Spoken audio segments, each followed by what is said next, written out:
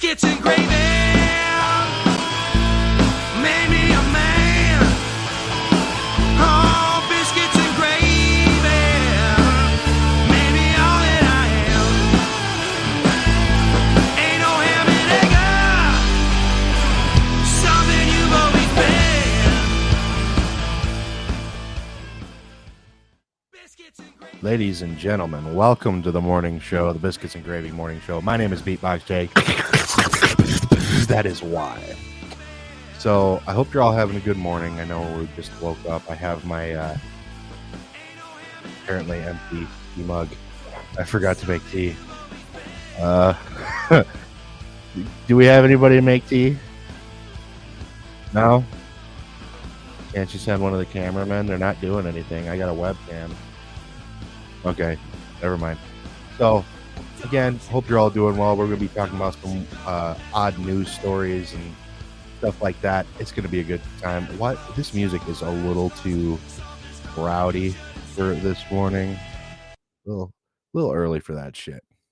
Says me, who has already been listening to classic death metal from New York. Great band called Immolation, if for any metalheads out there. They kind of took the death metal style and slowed it down a bit, made it a bit more eerie. You know, it might be, if you're a metalhead, it might be something to wake up to. It's not too crazy, kind of eases you into the blast beats. But I'm not the only one here today. We have somebody who is pretty key in my life right now, Mr. The Cody himself. Hi. How we doing this morning? How are you now? Welcome to the Breakfast Live podcast featuring biker mice from Mars. Big boy radio voice right there. Dude, I would love to get the biker mice from Mars on this fucking podcast. Them, the Mighty Ducks, and Street Sharks would be great. That would be awesome. Not gonna lie. No, I'm still in recovery mode. Fucking 2 days later from Saturday. What an awesome night. Fucking me too. I was like, dude. There's some should I pictures say swirling hashtag? around. I promise I have a twin brother. I promise. That was not me. I can confirm that. It's actually a real doll of Cody that's walking around acting like him. Yeah, not You know, acting real like, I would doll- not act in such a way, shape, or form. Yeah, me neither. If you see videos of me screaming more than Klep, even that I was not in my right mind. I had just gone through a recharging session in the house, staying away from people, went a little too long, had some excess energy to put out. What up? I'm a hypermaniac. Nonetheless, it was awesome. Shout out to everybody that was at the Inch on Saturday. That was so much fun. Everybody, Yeah. It was awesome. Thank you to Sticky for coming out. Hell yeah. Just Sticky was a fucking awesome dude. Really nice guy. Mhm. I think he just gave me a shirt at the end of the night. It's in my car. Yep. I got a shirt and a CD, and I was like, all right, dude. And then a sticker. Put the sticker up on my stuff, and yeah, he was pretty sweet. Yeah, good dude. Biokillers killed it. I was saying it to you that I feel like if there were two stages going on and D12 was on the other one, their crowd might be a little empty. Yeah, I'll agree. Those guys are just, there's not very many that I take a lot of pride in my performance. There's not very many that I would put ahead of me. And those guys are one of them as far as energy and just crazy. Mhm. That is hip hop. That is what hip hop is.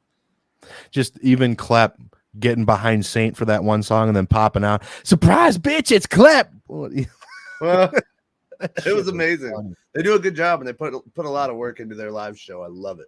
Yeah, that time that he choked Autumn, which is his wife, by the way, for anybody listening, he came out from like the stage area and like not knocked her to the ground, but sort of tripped her onto the ground. Fucking tackled her. Yeah, like started choking her, and she was acting a little too into it for my taste, but she finished the lyric like it was clearly staged. He wasn't actually attacking his wife. She finished the lyrics for a line, and it was so well put together.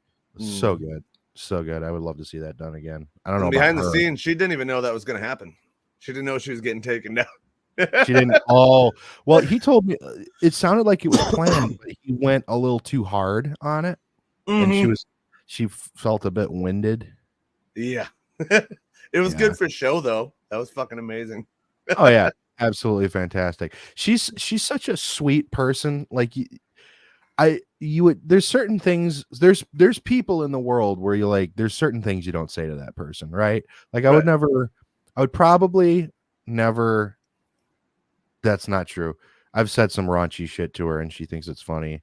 But like if you don't know her, you would probably think not to say that shit. Yeah. Yeah. Like the same thing. You don't go up to Mr. Rogers and start talking about blowjobs. It just doesn't work that way. I mean, you know. could, but You totally could. And he'd be like, now what you need is to be watching my program and we'll clear up those sins. Or some shit like that. That's probably not what he would say. He'd be more accepting, I think. Yeah, I think so. But regardless, really cool people all the way around. Sorry, my voice is like halfway here still. I apologize to everybody watching this right now. My voice is just yeah. See, I feel like I got choked by Club. I'm I'm surprised that my voice is like at 100% right now. I have no idea how I'm talking easily right now. Yeah, I'm burnt. Yeah. Shit, how long have we been going? Only 7 minutes? Oh yeah. This is great. Oh yeah. This is gonna be a good cast. Yes, we need to get to some. I think it's about time we get to some of your odd news articles. What are you thinking? I'll tell you what I think.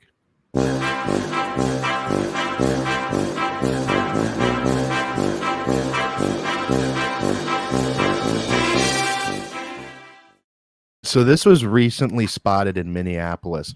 A local lovesick goth looks longingly at a pair of crows eating spilled Funyuns. That's newsworthy. That is newsworthy. It's local. It's local shit. It's local happenings. It's not like there's a new war on the horizon or anything important like that. It's local shit. Okay. And when you're filming, when you're doing local news in a town that's worthy of a Hallmark movie, there's not going to be a whole lot going on. That's true. Yeah. So that was one. I mean, what do you think about? I mean, if you're a goth and you're looking at crows, like first off, being goth, you probably have some kind of an affinity with crows. But if you're going to be just waiting and watching them eat Funyuns, you know that shit's not good for those birds. No. Intervene. You should try to maybe make them stray away. That's just depressing, but I mean, it goes with the territory. Yeah. I mean, what do crows eat? Animals? Probably. Dead animals? Crows eat? Because, I mean, birds are horrifying creatures. They can be. That's for sure. Omnivores. They will eat. Okay, so both plants and food and animals. Those So, yeah, everything from seeds to snakes. I'm vegan, but only on Wednesdays. Thanks, Karen. Yeah. Fuck you, Karen. Get out of my neighborhood. There's this dude. I think his YouTube channel is Scrubby, but he's got a separate channel called Scrubs, and there's a series of videos on there called the Karen Saga, and it's about his neighbor who he refers to as Karen, damn near trying to like get him to move the fuck out. What? Like, that's awesome. It's horrible. Like, I have never had. I was fortunate enough that I've never had one of those neighbors. Thank God. Oh yeah. Actually, I take that back. We had this really big alcoholic that lived next to us at one point in time. And like the chick I was with had 2 kids. And like they're still running through the house. It wasn't like late or nothing, but this dude was constantly calling the fucking landlord. And it's like, bro, just drink your beer and go to bed. We know what you do with your days. And ultimately we ended up getting kicked out. Well, that one went out the window, I guess. Yeah. Fuck. So here's another one. Elon Musk admits that he wants to travel to Mars because no one hates him there yet. I think he's joking because he's pretty well liked here. For the most part, yeah. You got the few haters, but you're gonna have them everywhere, especially when you're fucking rich as fuck. Yeah, I will say that whole Neuralink idea, because he's going to want to connect that to the internet. He says it's more for helping with ailments and stuff like that. That thing's going to get connected to the internet at some point. And if you've ever played Cyberpunk 2077, you know why the fuck that is a bad idea. In that game, you can look at somebody, hack their brain stem. It's not their brain stem. I don't remember what it's called, but cause them to have a seizure and die. What the fuck? Same thing. You can also look at them and choose to make them shoot themselves or go blind for a bit. Or like there's plenty of reasons in that video game alone to not connect your brain to the internet. Yeah, that's just a total bad idea all the way around. Yeah. I could see it happening though. I could see that happening. With the way everything's going, fuck. Now, if you I would like to be able to download a bunch of music into my brain. That would be dope. Just have it playing. Yeah. All the time. I've seen I don't trust them. And maybe it's just because like I'm like middle age, I guess you could say. Not really middle age, but getting up there. You know those headphones that go into like your fucking temples? Oh yeah, the bone conducting ones. So fucking weird. I don't trust that shit. I've used them. They're not bad. They're not bad. I don't know. I just don't trust They're it. weird. Yeah, that's one thing, and you can't believe everything everybody tells you. I'm not trying to come off as fucking like conspiracy theory Joe Rogan here, but hey man, elk meat. That's all you need. Okay, I'll take your word for it. Elk meat and LSD. That's all we need. LSD, yeah, and DMT. Okay. Sounds like a fun time. That's basically Joe Rogan in a nutshell, isn't it? As far as stereotypes. Yeah. Oh, yeah. Like, yeah. And a big stoner. Big stoner. Yeah. I mean, he seems like a good dude. And he's the first comedian I ever came across that I had to take breaks from his Netflix special because I couldn't breathe. Oh, shit. Yeah. Pretty no holds barred. Yeah. I think I had to stop it 4 times and just go stop, get a drink of water, come back. I was laughing my ass off. It was great. That's amazing. Hell yeah. Here's another local one. Buffalo, New York. A new father is suspicious of his wife and his black metal loving neighbor because his baby was born with corpse paint. With corpse paint? Yeah. You know what corpse paint is? Oh God! Give me an explanation. So, it's like the kind of base paint that's normally associated with metal, but it's really a black metal thing. I know what you're talking about. It's kind of like Simmons from Kiss. The way he does his paint is very similar. Okay, I know what you're talking about. I know what you're getting at. Then that's fucked up. The baby was born with that shit on its face. I'm like, you are not going to be able to listen to jazz and be taken seriously. I'm just saying.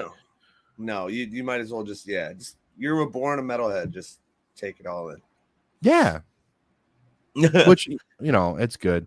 It's not a bad problem to have. Yeah. Okay, here's another one. So this is in Eugene, Oregon. So the last LimeWire user, last person to be using LimeWire, he got home to his apartment and found Lars Ulrich sitting there with a silenced pistol waiting for him. I know you got some funny articles, but why does that sound like it could be true as fuck? No, dude, God damn it, Lars. I don't have anything against Lars. I mean, he was fighting for what he felt was right back then with what the fuck was it called? Napster. Yeah. Oh, Napster. Yeah. And then there was another one too that they went after. I'm pretty sure it was Napster and Morpheus, maybe. I think it was called Morpheus. It's old. Yeah, I'm old. Oh my God. God forbids an Amish metalhead to be anything but a drummer. What the fuck? Because the drums are the only thing that doesn't use electricity. That's what's going on there. That's ridiculous. We had like an inside joke about that we're not Amish, obviously. They don't have nothing to do with the Amish, but we were going to for the rebellion when Alex loads his drums in, we're gonna tell him that we forgot our drum cords just to see if the sound man will go try to find us drum cords. Dude, I fell for the new guy hazing. So I was a fluid technician at a CNC machine shop, and my boss, who is also my friend, he told me to go find him dehydrated water. You fell for that? I fell for it. I was like, he fucking knows more than I do. I'm sure it's around here somewhere. Oh, dude, if you ever get we have a couple that we have a couple of different things we do at the place that I'm at. One is looking for a left-handed broom. We go to, or we'll tell like the new guy, like, hey, go over to the maintenance man, ask the maintenance man to lead you to the basement. Keep in mind, like, the factory is just concrete. There's no fucking basement in there. Yeah. And most of the time, the maintenance guy will go with it. Like, they go, yeah, we'll show you, and then just basically call him a dumbass. I'm like, I got a very stern boss. I heard this story, because the hazing thing, that happens to all new employees everywhere, pretty much, unless you're lucky. Most of the time, like, working in a factory, like, I've kind of learned some of their shit, so it's just like, you're stupid, shut the fuck up. But what was the one? They were telling me a story before I had gotten to this where I'm at now. They used to, because we're a distribution, I'm in a distribution center for furniture and stuff. So we have to like slap on like UPS labels or FedEx. So when it ships out. Well, my boss is a really big, stern, like almost like alpha male type guy. Like, just, you know what I'm saying? He walks it like he talks it. And my dude at work told me that they had a new guy. He didn't last very long. But for the UPS stickers, when you peel them off, you put the UPS sticker on, you throw the, back away. He's like, you have to keep the backs to those and give them to the boss at the end of the shift, just so he knows how many stickers you used. This dude ate it up. So he's got all this big stack of fucking the back of like the stickers, takes them up to the boss, gives them to the boss. Boss looks at him for a second, just tosses them in the trash right in his face. Oh my God. That's so mean. I love that. Straight faced as fuck. I'm like, thank you guys for being nice to me. Man, I'm surprised I didn't get that shit when I was doing HVAC.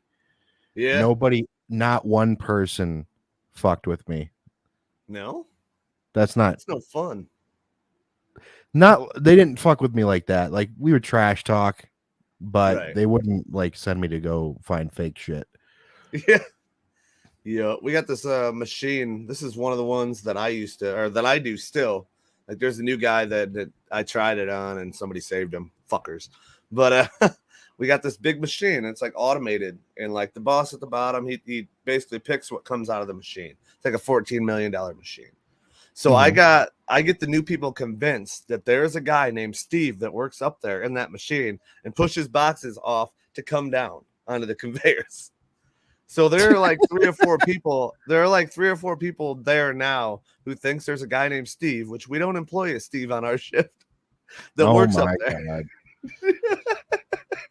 Dude, okay, so this isn't toying with you guys. This was on my last day at Staples. Okay. Now I didn't like let this sit. I want to make that clear before I start talking about this. I always owned up to it right after it took effect with the customer. But on my last day, I was wearing, the only thing that indicated that I might work there is that I was wearing a vest. It was like a black vest with no markings on it. And under that was like a blue t-shirt. Mm-hmm. So the only thing that really indicated that I worked there was that I had like a wire for a radio. So customers would come up to me and ask like, where do you keep this and that and whatever? And I was the manager on duty. There were no other managers. And my reaction to like a bunch of them, not all of them, was, why do people think I work here? Confuse the shit out of them. Yeah. And then they would get all apologetic and I would be like, no, I do work here. It's over here. Come with me. Probably made their fucking day though. It did. They loved it. And I was like, man, I wish I had kept doing that, or that I had done it sooner. There was actually, it was during like the beginning period of me working there. It was back to school season, so our lines at the register were huge, and Mhm. a customer needed change, but I needed to go get it out of the safe because we didn't have enough in the register. And I start looking at the money, and I just look back at the line, and I say, I announce, does anybody have any money? Whole line just erupts with laughter, and I went in the office. It was great. Dude, I miss retail so much. I miss Retail's fun. vendors. I miss vendors because vendors Vendors? would come in and like, a lot of Oh, the time they're a pain in the ass. I was in grocery, so we had yeah. like Pepsi coming in and the bread guy coming in, and fucking we got vendors like pretty much all day, all week. So this Pepsi guy came in and he was new, and they told us we were getting a new Pepsi guy. All right, cool. Well, we're gonna haze this motherfucker right. He comes in, he's like, hey, I got all this excess stuff they gave me. This is just free on the house. Da da da da da. We owed you some credit. He's like, where do you want me to put it? I looked him dead in the eye. I said, take your shit and get the fuck out with it. What? He looks like, what? Like, you want? I said, take all of it. We don't want no more Pepsi in here. And he like looked at me and he looked like he was about to fucking cry, like he did something wrong. And I'm like, no, don't. I'm just fucking with you. You're new. This dude was about to pack his shit and get the fuck out. Oh my God. We were good friends beyond that. But yeah, from that day. But So luckily I didn't catch him on a bad day. when I was the fluid guy at the machine shop, so I was technically a part of the maintenance crew because I was maintaining shit. Right. And of course I had to be kind of, you know, like have a professional mindset. I had to keep track of shit. I was responsible for concentrations and fluids and all that stuff. So when we would get a new machine operator in, I would tell them shit like, if I catch you putting any kind of fluids in your machine by yourself without asking me to do it, I will shut your machine off and send you home for the day.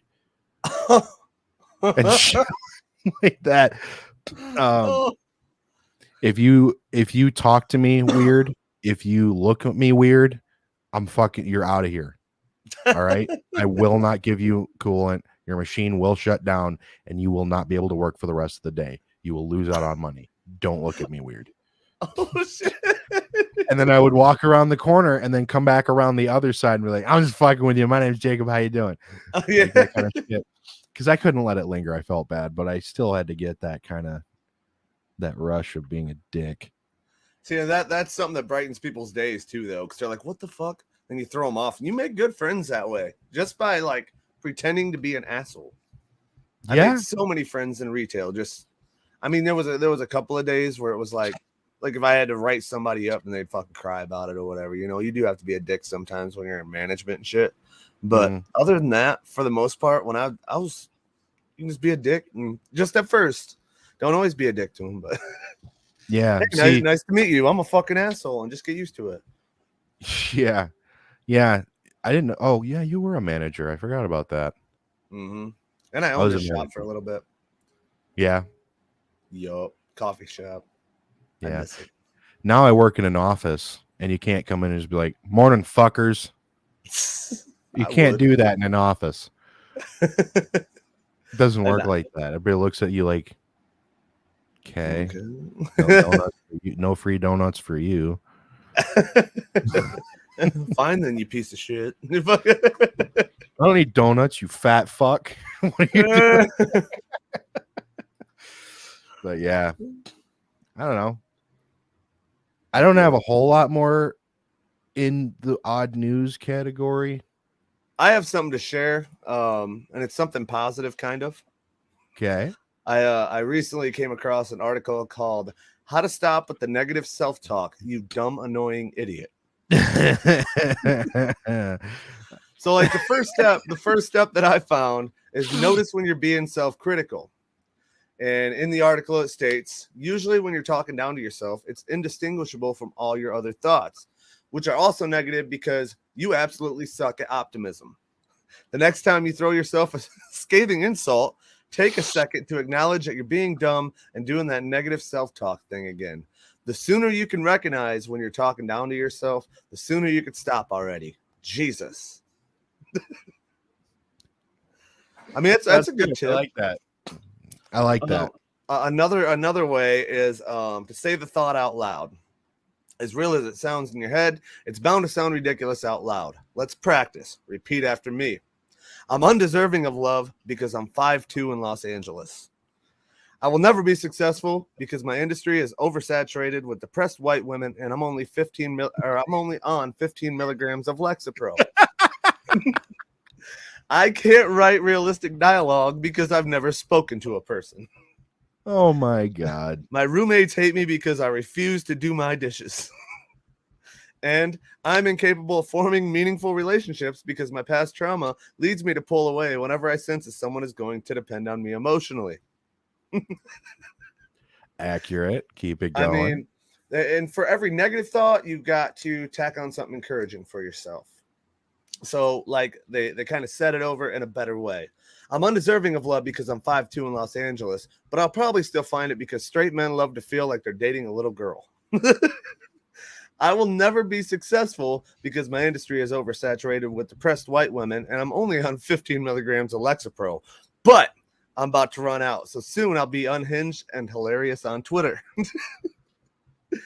Okay. And I'm incapable of forming meaningful relationships because my past trauma leads me to pull away whenever I sense that someone is going to depend on me emotionally. But they were probably going to leave you anyway, so that's really a win for you. I'd say that's some Rip good off tips. the Band-Aid. Huh? Rip off the Band-Aid. Rip off the Band-Aid. Yeah. Get it out of there. Get off your stress pills and go be funny on Twitter. Stop taking your meds, you fuck. Ditch the meds. You'll be a lot funnier that way. Learn to love yourself in 5 minutes, you stupid fuck. Yeah. I love that. Good. Also, some big news towards these kids out here. Don't take me seriously, but follow your dreams until you're 18, and then go get a job so you don't end up like me. We came out of shattered dreams. That's what it is, baby. That's my morning inspiration for you guys. Yeah, that's that morning inspiration, y'all. Morning inspiration. 5 foot, 6 foot deep with my dogs. That's not how it goes, but that's how I always say it. It can go however you want it to go, Jake. I promise. For anybody listening at home, we don't take cocaine. We don't do anything like that. What we actually do, we like to... Where'd it go? Oh, it's right here. We like to kick it with Ray's Energy. I'll take my talents to South Beach.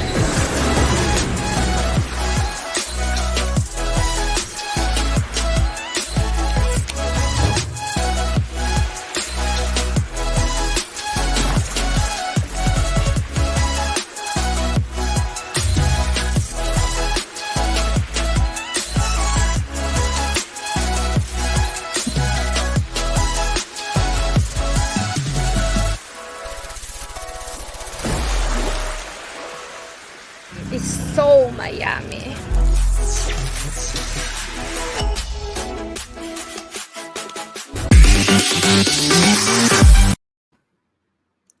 You motherfucker. Not this again. Oh, and instead of sugary soft drinks, we like to kick it with Swift Lifestyles.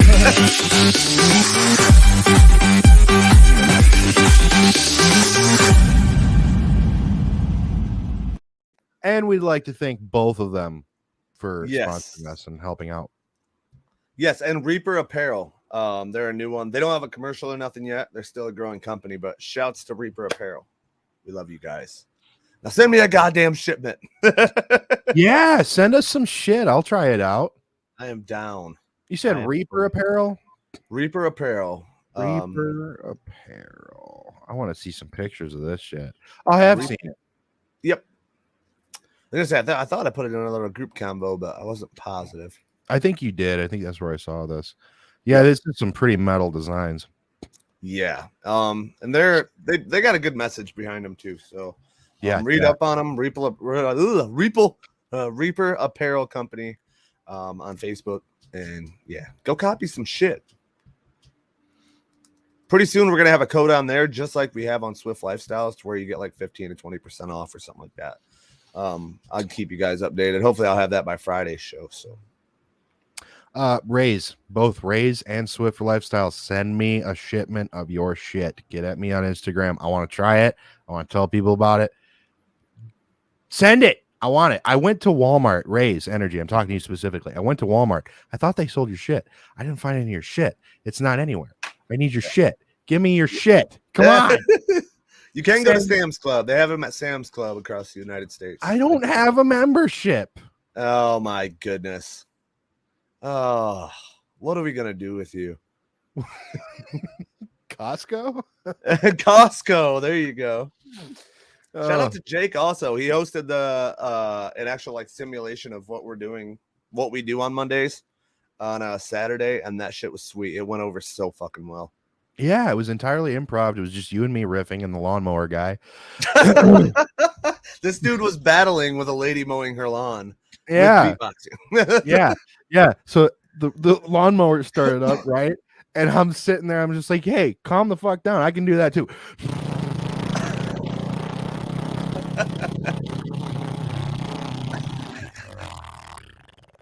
Sorry, I downshifted. It was a completely amazing time. We actually came up with an idea. Maybe if we could plan it out. Let us know what you think of the idea. It's nothing official yet, but having a full night booked out at a club or somewhere close to where we have all of our shows that are actually interactive. Bring it to you instead of you watching online. I think it'd be a sweet thing, honestly. Yeah. Get a couple of bands to perform in between, and instead of a music video show, which we really haven't started on Saturdays anyways, we could just do performances. Yeah. I think I that would had go this over other very idea too.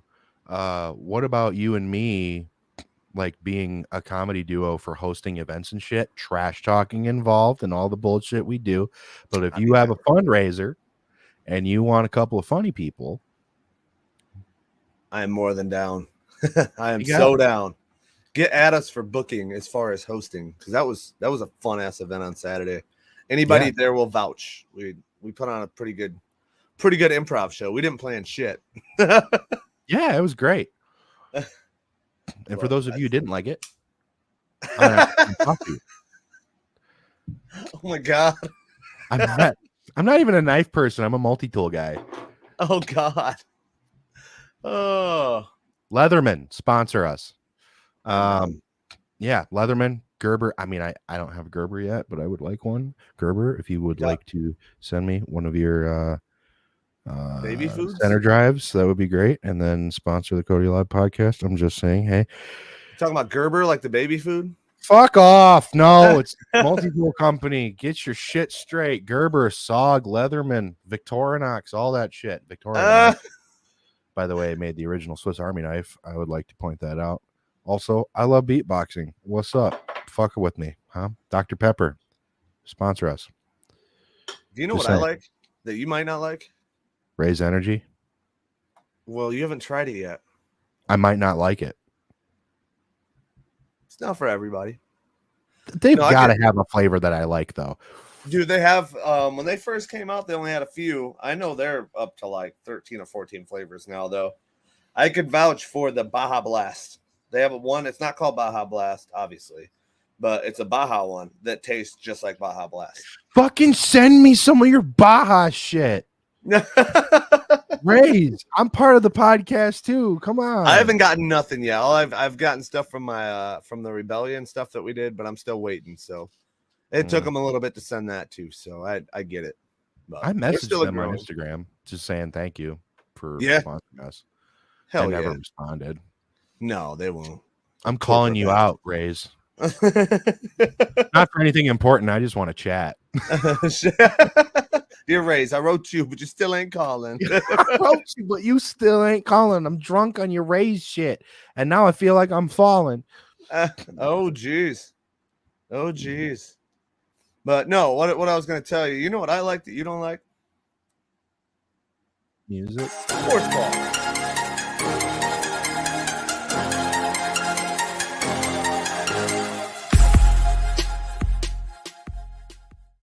Okay, so in sports from Saturday, we had a couple of good Big Ten games.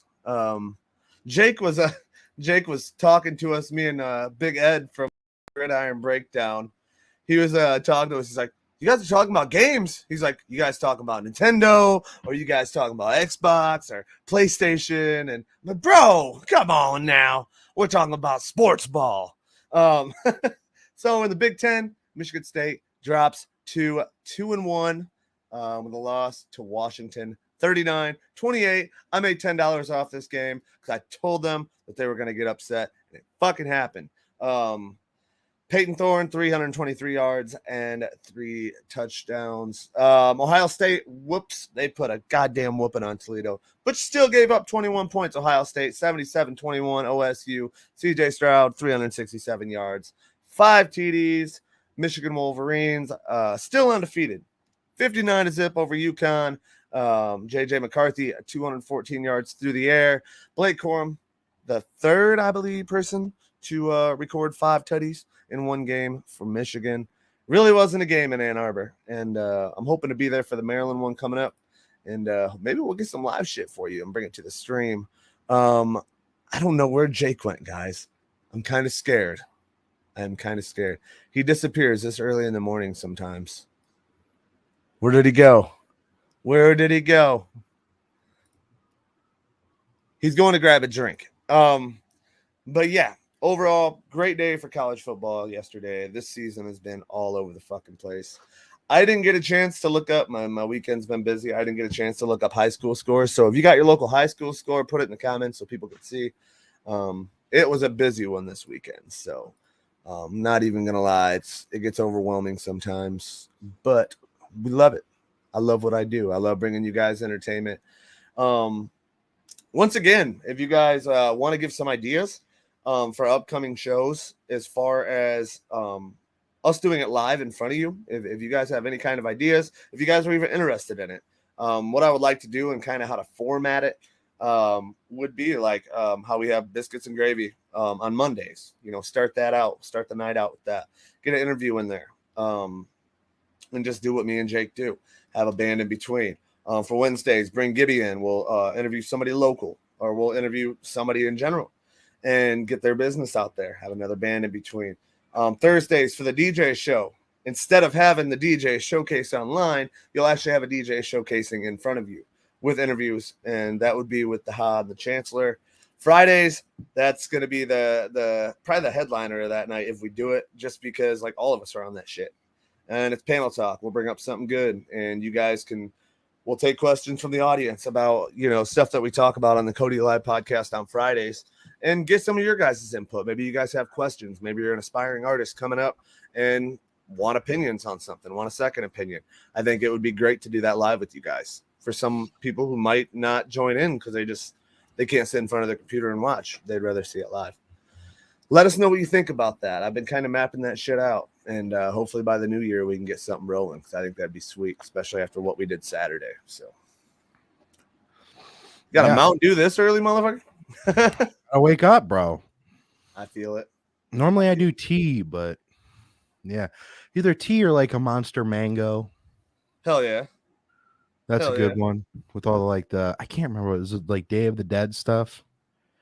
Like the skeletons with the floral designs. I don't know. It's a really good one. I don't know. I drink Monsters once in a while. Usually it's Rockstar, though. Usually I'll have a Rockstar. Isn't like Hispanic heritage time period coming up or something? I'm not sure. Hang on. Hispanic look it up. Heritage Month. Yes. We're currently in it right now. September 15th to October 15th. Okay. So if you have Hispanic in your bloodline, it's time to go hard, motherfucker. I'm specifically drinking Mountain Dew Frostbite right now. Mountain Dew Frostbite? What the hell is that? Like, what's the difference between that and... It's, first off, it's the only Mountain Dew flavor I've seen that does not have a little mini description of what the flavor is. Oh, really? It's not there. Huh. But it's a Walmart exclusive cool melon flavor. Okay. That actually Not- sounds decent. I don't drink much pop, but that actually Oh. sounds decent. I'm probably going to die at 40. Why you say that? Drink a lot of pop? I drink a lot of soda. Yeah. Eh. I mean, it'd be like that sometimes. I feel it. Everybody at home's going, he said soda like a nerd, like a California nerd. What do you, are you in agreement with the illegal straws law, bud? You fucking California nerd. What Dude, the fuck? have you ever noticed how good quality the straws at McDonald's are? That Yeah. shit is crazy, dude. And you know how you're supposed to be able to like open the burger box and it's got that hole in the middle? You can just sit it on your drink and put the fries on the other side. Yeah. I didn't know about that until semi recently, like the last several years. But that's probably why those straws are so fucking heavy duty. Huh. Yeah, I could see it. I Mhm. can see it. Yeah, man, it's super good. You think we should hit them with some on this day in history? No. Oh. Fuck you guys. I don't think they're ready for that. Do you guys even feel like you're deserving of on this day of history? Listen to this asshole. On today, on September 18th, 2022, the Biscuits and Gravy Morning Show told you to go fuck yourself. Well, that's weird because today is actually the 19th, motherfucker. I need to change my computer.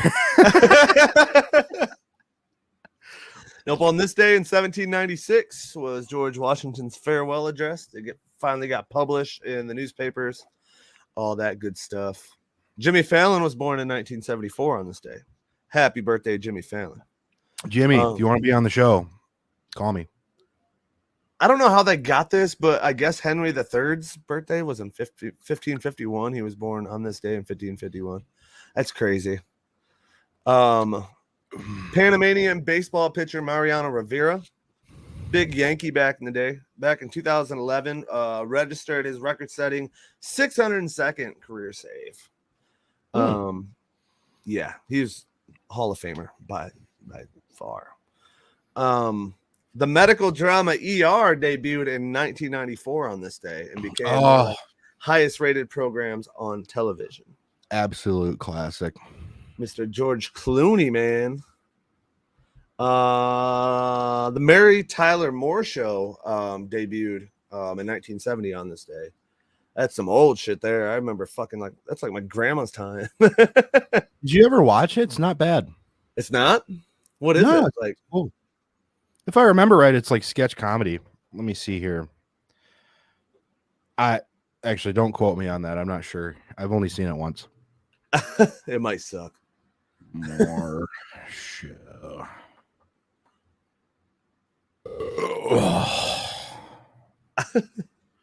Morning. I know what you're doing. What? I know what you're doing. What am I doing? Trying to get me to do the thing. To do the thing. Trying to get me to do this. Trying to get me to verb some nounage. Yeah, I feel it. I might have. So, like, is Mary Tyler more hot? Oh my god. Hey, baby. You like Fisher Price music? Oh my god. That's probably Butthead when he was being babysat. I don't know. It's not telling me anything like seriously set in stone as to what this show is, but it's a comedy show. Yep, I might have to check it out. I've heard of it. I've heard of it multiple times. Another one, and he just recently passed in 2020. Joe Morgan was born in 1943 on this day. Just to sum it up, there was an astronaut too, Sunita Williams, born in 1965 on this day. Nice. Yep. Fuck astronauts. Yeah, spaced out motherfuckers. Talk to a conspiracy theorist and will tell you that the moon is not real. So astronauts are not real. I've seen the moon. Yeah? Yeah, like in person. It's there. Yeah, sometimes. When it's not cloudy out. Fuck Usually when you, the sun Cody. Usually when the sun comes out, I run from it. Trying to make me use my fucking brain this early in the morning on conspiracy shit that I don't even believe in. No, me either. I'm I not love okay. hearing it though. You'll probably appreciate this. This is something I actually did. Okay. Not joking. I wanted perspective and I wanted to hear the thoughts of others. So, and this was a while ago, Mm. I joined a Flat Earth Society group on Facebook Really? because I wanted to see what they had to say. Yeah. And Yeah. Okay, I have a similar story to that because this dude always spews this stuff to me. I'm the type I'll hear you out about anything, especially if it's like interesting. Not even like interesting from a standpoint that I believe what you're saying, but like, how in the fuck do you think this way? mhm. And I was actually given a website that these people use for this shit. And some of the stuff you see, like, which I'm not judging nobody, but some of the stuff is just so far out there, man. It is so far out there. Mm. I'm not going to bring in politics. Obviously, that's a rule. But just some of the stuff, even about sports, like some of the stuff they believe. And about Hollywood, like I've heard that every actor, just one of the ones out of very many, and like I said, I'm not getting political, but I heard that every actor in Hollywood is predetermined when they're born. And the all females in Hollywood used to be men. The second part, not likely. The first, also not likely, but interesting nonetheless. Yes, that's just so far out in left field. I love it though. I love hearing them out, just to not necessarily because I'm hearing them out, and I guess you can call me an enabler, but it's so entertaining, bro. Well, the flat Earth, because I really wanted to like see like where are you guys coming up with these ideas, and this group was probably a bunch of people like me who just wanted to hear their side. The group was just a ton of people yelling at each other. Oh no. That's what it was. It wasn't even like there's people throwing their quote unquote proof back and forth at each other and round earth people being like, you guys, I'm not kidding. It was super high school. A lot of like your small brain can't handle this concept and shit like that. Very, very middle school or high school. And finally, after I don't know how many weeks of being on this thing, I just put a post in there saying, you know, I came out into this group to hear some sides, and it turns out you're just a bunch of fucking Marys bitching at each other about nothing. So I'm out. Bye. Yeah, that's how it gets, man. People, I think that's the problem with everything in society right now is people can't disagree. There's never a gray area in people's minds where they're willing to learn about, hey, maybe this person thinks this way because it's either I'm right and you're wrong, and if you don't agree with me, we can't be friends. And it's like, that's why nobody gets along anymore. Yeah. Learn to call each other a fucktard. Yeah. And be happy about it. Yep. Don't get it personal. Like, that's what I like. That's what I like about our collective too. Like, even with like music taste and stuff, we don't get all pissy. Like, hey, somebody will tell me like, hey, I don't like that part in the song. I'll go listen to what they're saying about it. You know what I'm saying? Actually take it in instead of being, wow, you don't like me then? Wow. It's always wow. Wow. You must not like me. You must not respect me. No. Like somebody's just trying to suggest to you and like get you to see from their point of view. As long as they're not being a dick about it, take it in. Be a decent human being. What if we did switch to major during this part of the song instead of keeping it minor? Do you think I'm retarded? Is that what you're saying? Are you saying I'm retarded? My songs are bad. All of them? All of them are bad. Wow. Like, give this up. Wow. You want me to give this up? Wow. That's how I it is. bet I'm you were not being fucking facetious. accepted into Oxford University. You fuck. You think you know everything about music, huh? Music is subjective. You retard. Why are you even in this band? You can't play guitar. Right. And then Right. it becomes about how they're a failure. Yeah. People don't. You got to leave room for argument. Anything can be argued on. Everybody has different opinions somewhere on everything. No, they don't. Let that be argued on and just respect each other at the end of it. As long as it's not some ignorant shit.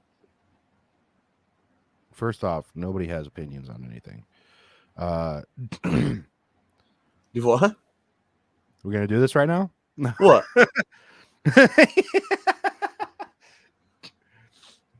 You're talking about learning to disagree on shit and not fighting over it, and I'm like, and you're like, people have their opinions. I'm like, no, they don't. Let's argue.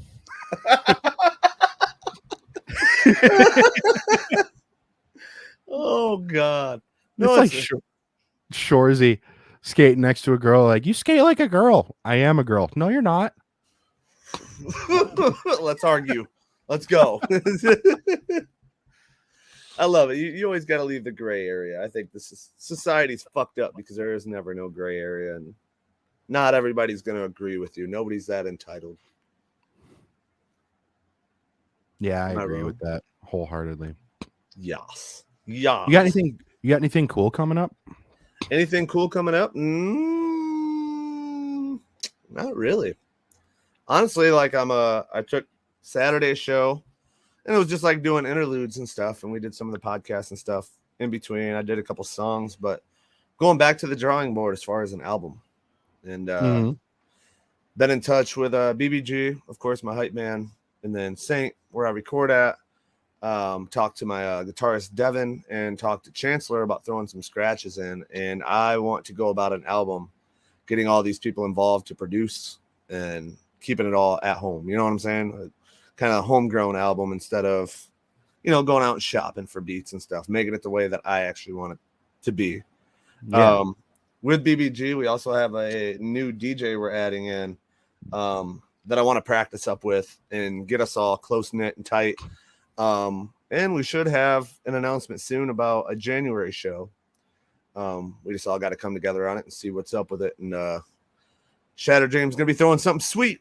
We got something sweet coming your way, and that's how I'm gonna start my year off. But until then, I'm just plotting and planning and working on new material. It's time. That's cool. What about you? Well, I'll be in Lansing, Michigan this Thursday at Blue Owl Coffee House. I will be teaching a beatboxing seminar. Ooh, that'd be neat. It probably will be. And then Saturday I'll be performing at a charity show, sort of like a private event. I've had little ideas recorded here and there, right, but I'm starting to kind of get an idea in my head of my next album. Yeah. And I know that it's going to be entirely instrumental. Right. Unless you want to consider beatboxing as vocals, which it is, but it's not. There's no lyrics. Right. So it's going to be a little bit of beatbox metal. It's going to be a little bit of fucking Guitar Hero type playing. Hell yeah.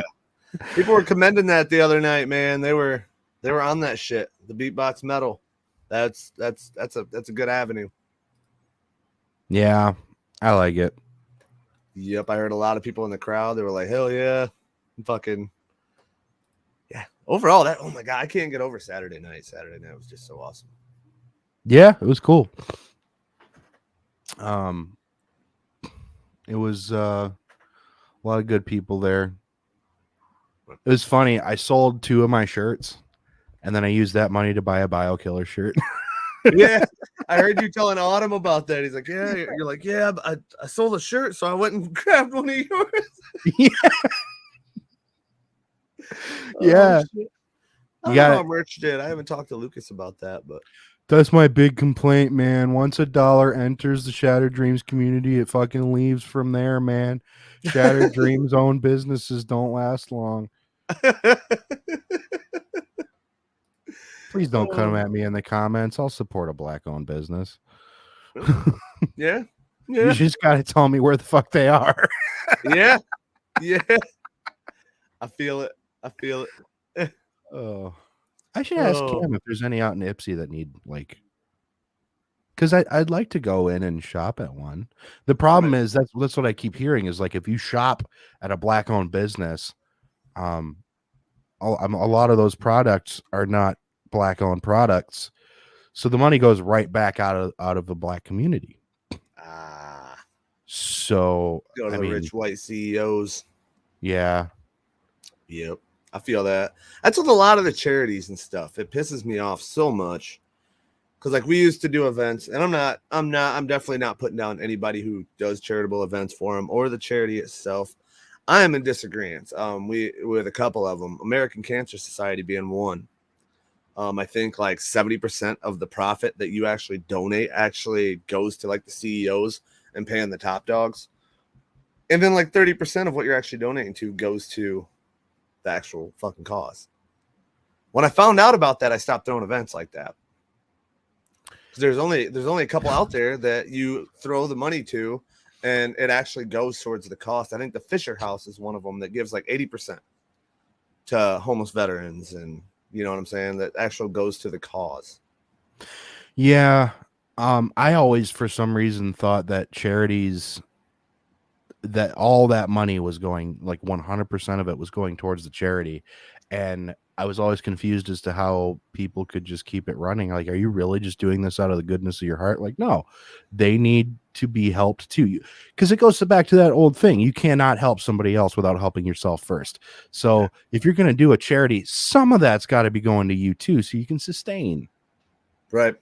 But you got to think at the end of the year too. It's kind of one of those debating things.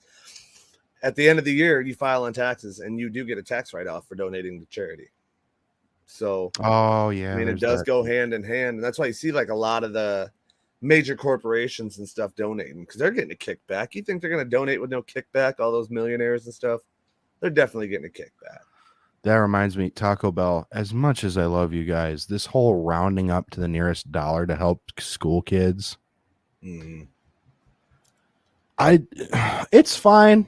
I'll donate, but are you donating to? Right. Or are you it just makes me having wonder me how donate? often I've always wondered that with like the Ronald McDonald House at McDonald's, how often they actually come empty that jar. Mm-hmm. You know, that I don't know. I haven't been in a McDonald's in a long time, but I know they used to have it at the front of the register where you throw your spare change or whatever you want to throw in there. Like, how often do they come and get that? Yeah. Kind of want to do a study. When I was at Staples, we were doing this thing where we had these boxes filled that had a bunch of like school supplies in them.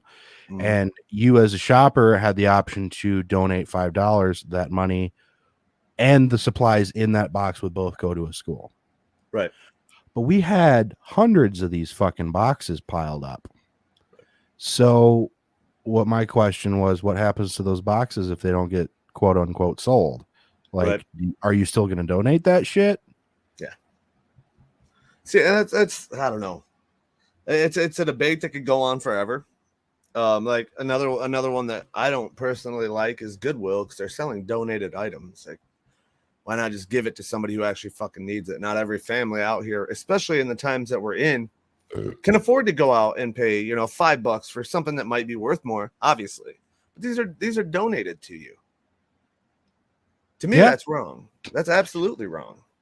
My first job was Salvation Army. It was the same exact thing. Yep. And when it comes down to it, I would rather see you go take that to a kid living on the street. Take that coat to him.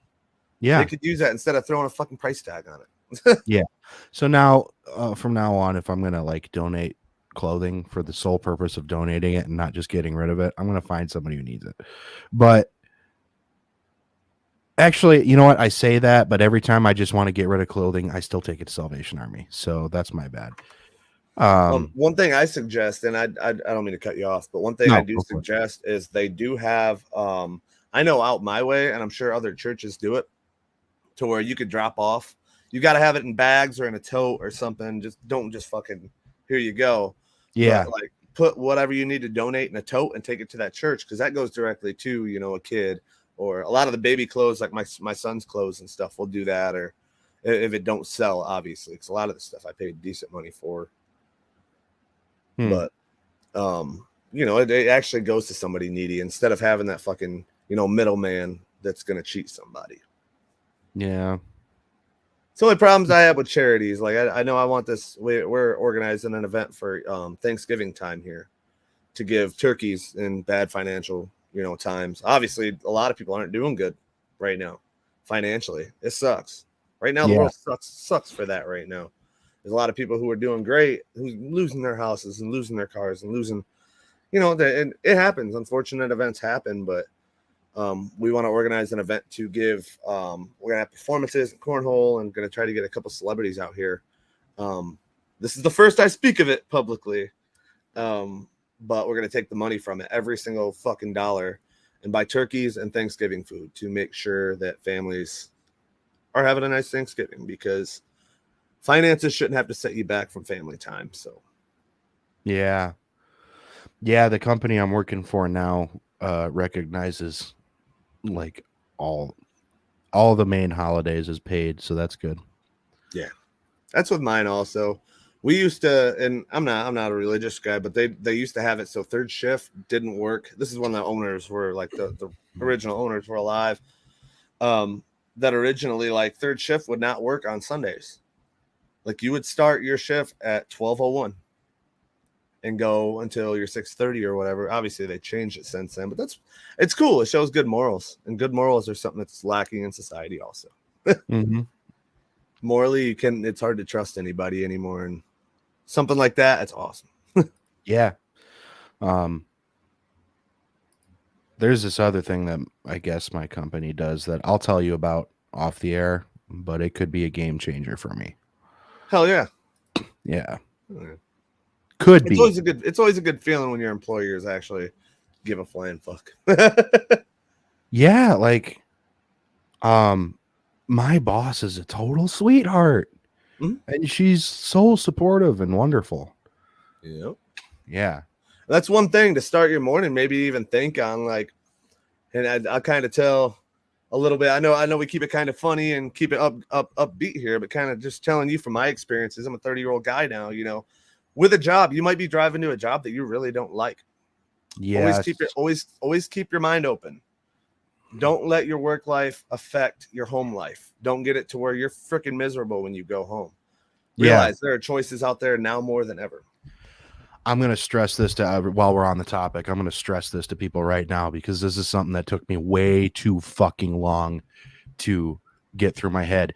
If you are dead ass miserable at a job, especially if you've already done multiple of the same type of job before and you're still miserable, consider shifting gears like crazy.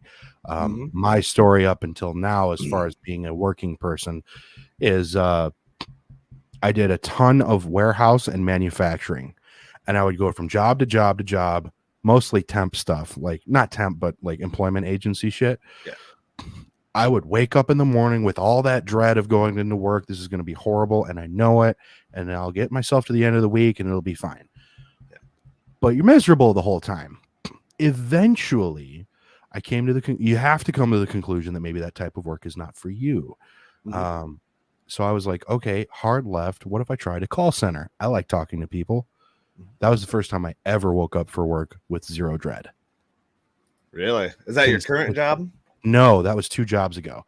So that was the only reason I left that job, of course, was shit pay. And also they were dead clear. There is no room for advancement. Unless like my boss left, who I would never want her to leave. Right. So, and then the management position dropped in my lap. That's why I left that job. But then I was also considering, like, I never gave office work a proper chance. I was there for a couple months. Right. And granted, the one I'm in now is I'm only like a week in. I'm starting my second week tomorrow. Well, this morning. Right. But yeah, I'm like loving every minute of it so far. And everybody there's great. But this is my point. You are not stuck where you are. There's plenty of jobs. If you're miserable where you're at, constantly be looking. Get on Indeed. Hop on this or that job platform. Look for something with better pay. especially if you've been where you're at for a long time, you might be qualified for something better. Yep. You hear about high turnover for a reason. Be a part of that high turnover. Yep. You know, a lot of the that, companies that have been abusing their employees for years, it's coming back to haunt them now. yeah. And then you'll also hear about, and there's merit in this completely, about sticking it out where you're at and progressing. But you don't want to progress in something that you hate. Yeah.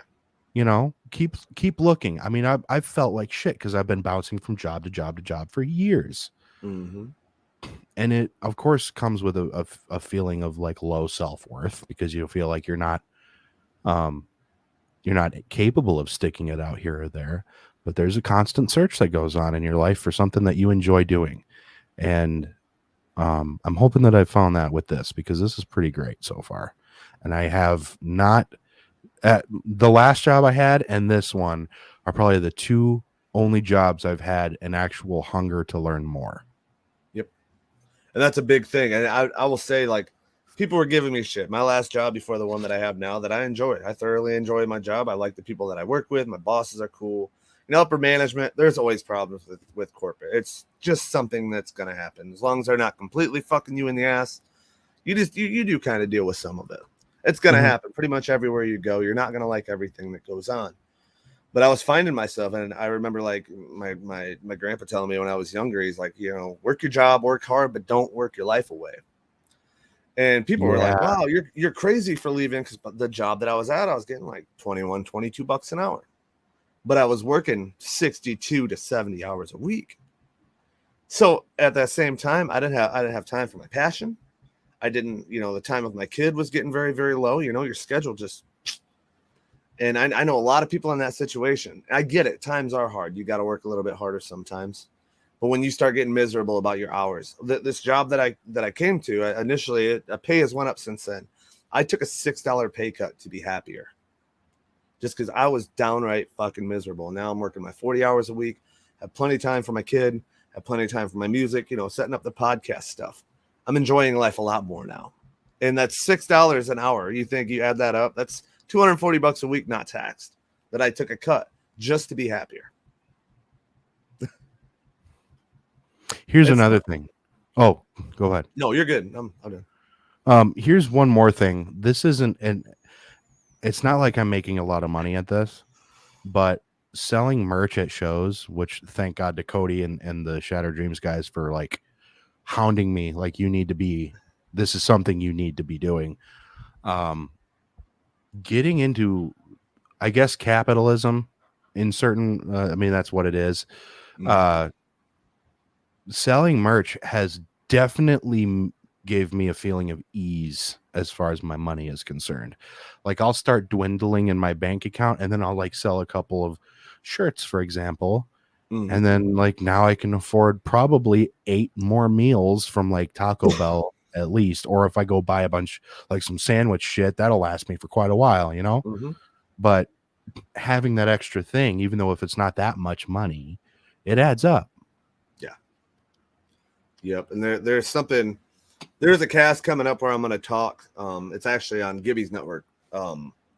That it's focused, and I'm not going to go into it on here, but like child custody and how to balance, a big thing in life right now. And life is full of them. If need be, if that 40 hours is not getting you by, trust me, I'm making like less than $1,000 a month just because of everything outside. You know what I'm saying? I'm not really going into that on this cast per se, but watch it. I think it's September 30th. We're going to do it. But finding that side hustle, because there's so many side hustles out there right now. If you want extra money, you want to work 40 hours a week to balance that life balance with your work balance, I think this is a good thing to start the morning. That work and life balance. So you want to balance that out. Get yourself a side hustle. You know, go grab your lawnmower and put an ad out.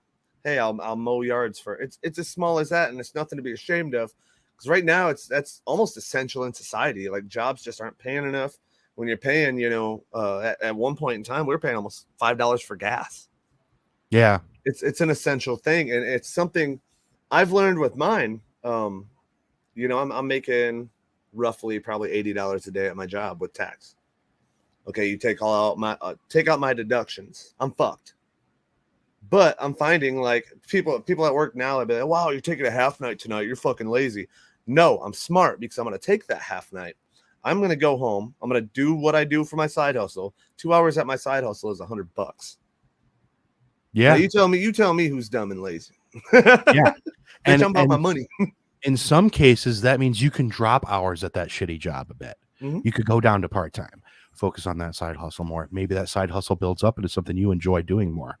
Yep. And make a profession out of it. Yeah. Then you're doing something that you love less and making more time for your everyday life, your kids, your music, whatever you aspire to do, whatever you like to do, which is essential in life. And I think people working like the 80 hours a week, they're, yeah, I work 80 hours a week. I don't know why you're complaining. Well, bitch, I want to make more money in less time. And I want to have a life and time to spend that money and spend that time with my friends, with my son and stuff like that. I don't want to work. I'm not going to brag about that. It's not to brag about to me.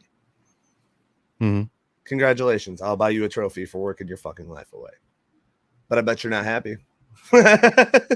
Yeah. Sometimes it's like you want to be the hardest working person there. And for people like me, the reason for that is because you're terrified of being the person who's doing the least. Yes. Which can get to an unhealthy point.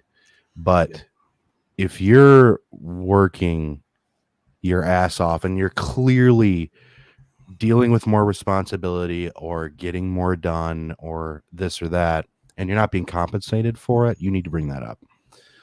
You need to be having these talks with your employers, because this is something else to consider. And employment is a two-way relationship.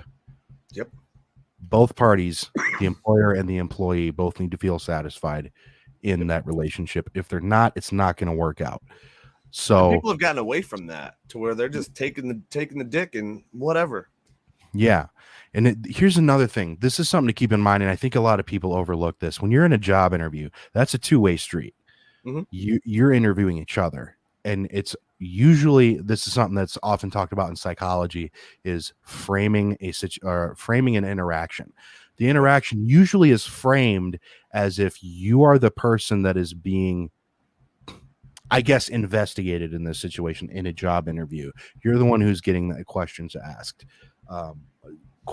about you by this employer who's got all this money that maybe trickles down to you. But the other part of that is, this is somebody you're giving your time to. Yep. That is just as valuable. And most places will, when you're in that job interview, will ask you if you have any questions for them. This is often overlooked and treated with a no, I'm good. Why? Because you're trying to appease them and not come off as having a bunch of extra issues or this or that. You're trying to be agreeable. Right. Don't do that. Ask your questions. You need to know, what do I need in a job in order to be happy in my life? And you need to know these things before going in. Ask those questions. Figure out what you need to know in order to accept that position, because they need you just as bad as you need them. Yep. And think about that. That's one of my old jobs. I won't call the job out, but kind of know your worth at your job. That was a big thing about taking the $6 cut, was just getting treated like dirt. It was micromanaged. They looked at numbers, like, and I'm up front. Be upfront with your employer, and if they're not respectful back, get the fuck out. Like, I was going through some stuff. I was very upfront with the employer, and they set me down and they told me, this is before all these, job shortages or whatever you call it right now going on. This is before all that, and leading into that, they changed their mind, and I told them, I slammed the fucking door in their face. They set me down after me telling them, hey, my numbers might be down. I got this shit going on at home, but I'm spending a lot of time here. I asked to go part-time at one point in time just because my mental health was going to shit. And they set me down and said, you need us more than we need you. Remember that. That was the last time I stepped foot in that fucking building. They said that to you? Yes, they did. They set me down after telling them, like, hey, it was something going on with my kid situation. I had court coming up. I was stressing the fuck out. And they set me down and they told me that just because my numbers were a little bit down, and they weren't low, just down from normal. Don't let people talk. Right now we're in an employee market. This isn't where they're ruling you. They're almost begging for employees pretty much everywhere, at least in my area. You can get in damn near anywhere you go. But I definitely stress that if you're unhappy at a job, you're driving right now to a job and you're listening to this, and put that food for thought. If you're miserable at your job, your home life's deteriorating in any sense, think about it. Get online. There's plenty of websites out there right now. Even if you got to take the pay cut, if it's within your means, do so. I highly encourage that. Money doesn't make up for treatment. Mm-hmm. And use the tools you have out there. I mean, I always cite Indeed.com because they make it stupid easy to apply to jobs. Before websites like that, you had to go to a company's website, find the careers section, find the job you were interested in after searching for a bunch of it, and then you had to go through a whole process of filling out an application and all this shit. With Indeed, we're not sponsored, by the way, but Indeed, if you want to sponsor us, We're here. Indeed, you put in, first off, you make your resume and you upload it, which immediately takes away at least half of the application process. What happens from there is you basically click apply to this job and that. They send that shit out. It's quick. When I decided I wanted to change jobs for my last one, I applied to 38 jobs in one night. Yep, it's simple compared to how it used to be. Well, think back when I first started working and stuff. This makes me sound ancient, but paper apps were a thing where you had to sit down and take almost a whole night to do 38 apps. So now it's so easy to go in. It's so easy to go in and just click, and you can almost. I mean, there's jobs out there for everything right now. Luckily, I enjoy what I enjoy what I do, but like if the right opportunity came up, even me being happy with my employment, I'm still looking because you never know. Yeah. Which just sucks. Like, it sucks being at a job and seeing other people on Indeed.com or something like that, because it's like disheartening. Like, you're looking at eventually I'm going to feel the way they do. But yeah. And then on the other hand, if you like your job, work your fucking ass off and see if you can move up. Yeah. And if you can't, after however long, like, communicate with your employer that you're interested in that. Get their advice on what you need to do in order to move up. Right. Well, I know with like a job like mine, we have a thing. It's a new portal, and I know a lot of companies are going to it, where you could put in comments, you could put in goals, how things are going. Sometimes they'll even give you a survey like, hey, how are the supervisors doing? Or, what are your goals with the company? And you could tell them right there. You could be up front and center. Hey, I'd love to go into this position, or I've been looking into college, maybe getting into, another position here that fits. Yeah. And they'll actually take it into consideration. Because right now, I mean, you got to think with all the job shortages and just the unemployment rate. I mean, it's getting better than it was, obviously, with the COVID and all that stuff going on. But it's still not good. It's still not good. And jobs are wide the fuck open right now. But a lot of companies are resorting to an online portal to where you don't even have to go face to face and feel demanding about it. Like with the app that we have, I can message my supervisor right now. I could take my, like tonight I took a half night to get caught up on some stuff podcast wise for the week. But I go right on there, type it in. It goes straight to his cell phone. And he can approve it or deny it. So if you have a half night. I mean, it's nice. Yeah, it's something that I see a lot of companies gravitating towards, and definitely use your goals screen. If you have bigger goals within the company, instead of just being on the floor, the rest of your life, some companies take that into consideration, utilize that shit. 100%. Yep. Yeah. Holy moly. We just made that topic last a minute.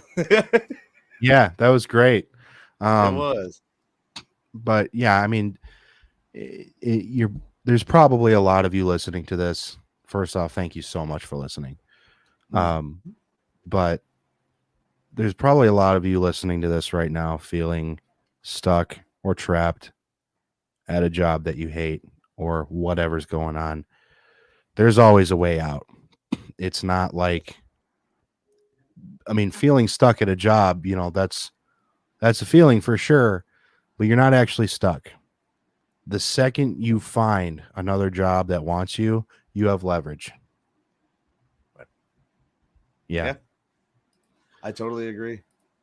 Just utilize and remember, things ain't gonna change unless you change them. Don't be scared. Don't be scared of it.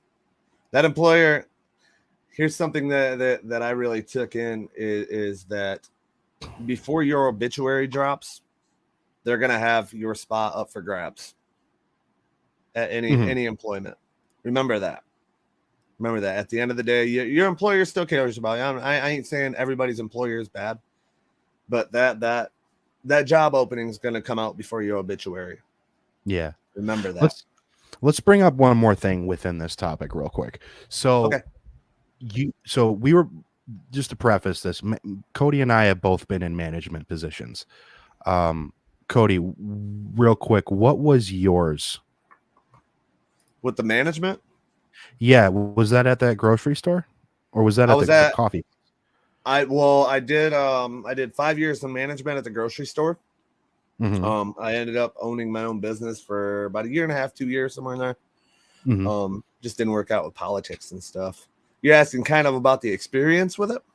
No, I'm getting to a point here. So for those of you who are fairly happy at where you are, Cody, as a manager, what do you like to see from your employees that make them seem worthy of moving up? Personally, what I liked compared to what other people liked there as far as it varied. I was different, but that's why I like my employees. We didn't have like a love-hate relationship. It's one of those things like you treat me right, I'll treat you right. Have a good attitude. Come to work, especially in retail. People can tell if you have a bad attitude on that day because we hear it. As a manager, we heard that shit. Well, so-and-so must not have been in the mood. Well, why was that? They're just kind of snobby. And you might not mean it, but it shines through when you're sitting at a register. If you're having a bad day, that customer feels your energy. That's good. They're going to be less tempted to come back, especially when I owned my business. That was a big thing that I told my cashiers. Allow people to leave with a smile on their faces. That's the shit that catches my eye to a point that I want to move you up and get you, when there's an opportunity. I'm going to be the one to put that word into big management. Hey, maybe so-and-so would fit this role. I did that a couple times at the grocery store I worked at. With my coffee shop, I was the owner, so I was in charge of the shit. But if I seen the attitude was good, people were leaving with smiles on their faces, they're more tempted to come back. You put a smile on their face, you joke around, don't get in their face about it. But maybe somebody's having a bad day, and just that being in retail, obviously, they leave with a smile on their face. They're going to come back in that door. They like that. You just turn their whole day around with a cup of coffee and a smile. And that's the type of thing that stuck out to me. I don't do management anymore. I like being the middleman a little bit more than the leader, just because of some of the corporate bullshit, and you know how it goes, I'm sure. Yeah. See, I liked being a manager, but I think I would have liked it better in a different setting rather than retail. Right. Or maybe a retail setting that was a little bit more, I don't want to say free to the manager. Like if we had an issue with somebody, like there were a couple people at my job that clearly should have been fired half a year ago. Yeah. And the reason they weren't is because, it might become an HR issue for this or that. Like we needed to have a shit ton of built up data on this person to even start the process. Yeah. It was insane. And there were a couple people there that should have just been fucking let go, kicked out the door, in my opinion. Right. But this is just to shed a little bit of light on people who feel like stuck in their position, and it can sound like bullshit, but that good attitude is huge. If you got a shit attitude about being there, it's fucking awful. Like you got to think about it from the manager's perspective. If you've got people working for you, or you ask them to take care of a task or whatever, if that person's giving you a shitty attitude about it, they're clearly not caring about the stuff getting done as much as that manager is needing them to, because the manager is the one making sure stuff's getting done. So what you need to be is an aid in that. So for me, what I would see a lot, there was this one guy, I'm not going to say his name out loud, but this dude was great. I kind of wanted him to take over my position when I left, but he had already expressed interest in leaving for various reasons, pay being one of them. Yeah. But the thing that stuck out about him was he would just do shit on his own. He would pick up on processes real fucking fast. And then he would just start doing stuff by himself. He would pick up on routines and just ask, hey, do you need me to get this done right now? Because we did it last night. And it's stuff like that. Taking initiative is huge. Yeah, like learning. That's what got needs me to be my done. role. Yeah. For me moving forward, because I'm not a manager anymore, I'm definitely going to be asking my manager, once I get my job down, like, what can I do to make your job easier? Is there anything I'm doing that might be holding you back a bit and getting your shit done? Yeah.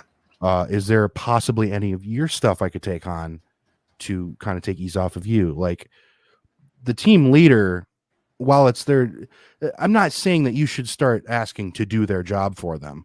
But be a helping hand, because that's what you are in the first place to a manager. The manager is managing everything. They're managing people. You need to be easy to manage. Yep, make yourself easy. That's how you stick out too. Like I went from just a regular store employee to a manager in about a year's time. Just by initiative, treating the customer right every single time they went to the line. I could be having the worst day ever. Keep in mind, this is before like a lot of the drama in my life came along. I was young, but I think I took the manager role at about 21 years old and was there until I was about 24, 25.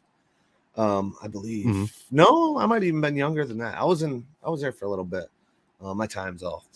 But just having that smile on your face, or when go the extra mile. When you got to unload a truck, like they asked me if I wanted to do Saturdays. Like, hey, do you want to be here at 5:30 a.m. on Saturdays? You're gonna unload the truck. Yeah, of course. Let's go. Then you're out on those Saturdays. I got out at like 12:30, 1 o'clock. It was nice. I still had the Saturday to myself. But there was a lot of initiative that came, and then I got the manager role and got the set of keys and started counting the drawers, I started out as night shift manager and then went to days after a while because they found new night shift managers to replace. One of the days managers left. I was doing a grocery and dairy. I was in charge of all the orders for those. And I would love to go back to retail. I wish pay in retail was just a tad bit better, especially I worked for a local company that had 3 stores within the area. So it wasn't like a corporate thing. There was no big guy to answer to. He was always accessible. Yeah. So if you had a question, you had a cell phone number. Hey, this is going on, or so-and-so called. What's going on with this? So it was a lot better than the corporate. I'm finding out I don't like corporations too much just because of how their upper management is. They don't give a fuck about you. You're only a number, even if you are a manager of a store most times. Those big guys don't give a shit. They wipe their ass with your paycheck. Yeah, fuck. But I've heard it from multiple people that just working for a local is a major step up in treatment most times. But yeah, as far as like what I look for though, just a smile, punctuality, be at work on time. That's a big one. I know we all run late. Huge. We are all human. At the end of the day, we are human. We're gonna have sick days over time. None of us are perfectly healthy for our whole life. If you're working around food, do not come to work if you're sick. That's all I ask. When I worked at McDonald's. That was my first job. I had the flu. I was puking. I was yakking up all over. Keep in mind, I worked on a hot grill all day, and I got fired from that McDonald's. The only job I ever technically got fired from, but I got fired for not going in with the flu. And I'm thinking from like the other side of the counter. Do you want somebody who's sick as fuck, cooking up your burgers for you? I would not appreciate that. Not at all. Here's a thought though. If you're working in a store and there's different departments and food is just one of them, evaluate this. If you wake up sick, but you're like, I could still go in. Yeah. Call your manager, see if there's another department that could use you for the day instead of food. Yep. As a former grocery store manager, I would put you on like grocery because you're touching boxes and not actual product that people are fucking. You know what I'm saying? You're not packing meat up, you know what I'm saying, and wrapping, and like you don't have your hands on the stuff. It's on a box, not something that's going in somebody's mouth. That's a big thing, I think, too, with the market the way it is, as far as being an employee market, is the sick days and stuff. Pay attention to that stuff. I know at my job now, currently, my job before, that told me that I needed them more than they needed me, which came back to haunt them because Devin, the guitarist from the Rebellion, actually still works there. He came to me at practice. He's like, "Oh yeah, they said you could come back. They would make you part time." I'm like, "Nah, they don't need me." But that's a big thing now. Like we get where I'm at now, you get 8 sick days a year, which is good. You don't see that very often. That's atop of a lot. Yeah, atop of that, you get 4 hours of vacation every 2 weeks. So you get a day a month of vacation, 3 weeks in a year. Oh wow! Oh, to start. Then That's really it goes up to 4 weeks after 5 years. So look at that stuff, because that's your happiness there. That's your your vacation time. You think a day, I'm on thirds, so like Fridays don't even count for me. But on thirds, like if I wanted to go on vacation, I would have to save up, 2 months of vacation time. I got 2 extra days. So Friday, Saturday, Sunday, Monday, Tuesday. Yeah. Yeah, I think my job starts at 2 weeks a year of vacation. And I believe, I need to ask about this, but I believe the sick days are separate as well. That's another thing at my last job that weirded me out. The sick days and the vacation time are kind of packed into each other. So if I had 2 weeks of vacation planned and then I started being sick or something, I forget exactly what it was, but after like 2 days of being sick, it starts eating into your vacation time or something like that. And then if you take your full vacation, you get fired. Yep. That's not okay. If your job's like that, there's so many jobs out there. And mine isn't even like top tier around here. Like it's kind of average anymore. People are starting to get it, but they have to start getting it because we control that shit now. Because we're the ones telling them to go fuck themselves because they're not hiring the wages or they're not giving you good benefits. And big employers are starting to see that. Remember that. That's a good thing to start your morning. And I'm not trying to be pessimistic and say, hey, go in today and tell your boss to go fuck himself. Keep your options open though if you're not happy. Yeah. And again, look around. This was something that spread through the store I worked at like crazy. My position as a manager, I was only getting paid like 15 and something an hour. And there was another store I won't name that was literally right down the road that was hiring cashiers at 18. Yeah. No brainer. Yeah. But then you got to consider, like, for some of those ludicrous, like really high pay, it's not sustainable for very long. Eventually that's going to catch up with the employer. But for now, I mean, eat that shit up. Well, that's one of the things that job that didn't need me. They kind of emphasized after I left, their pay went up. But it's like, I think they have the thought process of, well, if we pay them more, we could still treat them like shit. And people are standing up to that now. It's not like it used to be before where you just went to work and take it. And that's why that job is like a revolving door for employees. And they sit back and wonder why. We pay you this much. It's like, no, people are getting smart, man. Like with me, I took the $6 pay cut. I'm so much happier. Yeah. That's rough though. But we've been going a while. I know all you guys have to get to work. I'm a lot of you are probably late because you're still listening to this. So if you're that dedicated, I commend you. Yeah. Like you were supposed to be in there a half hour ago. Time to head in. Thank you for listening to the Biscuits and Gravy Morning Show. I'm Beatbox Jake. This is Cody. We'll be doing this every Monday. 7:30. 7:30. We'll be here to hang out with you in the morning. Cheers, everybody. Much love. Never stop, never settle. I got honey all in my cup. I'm on top, I'm on the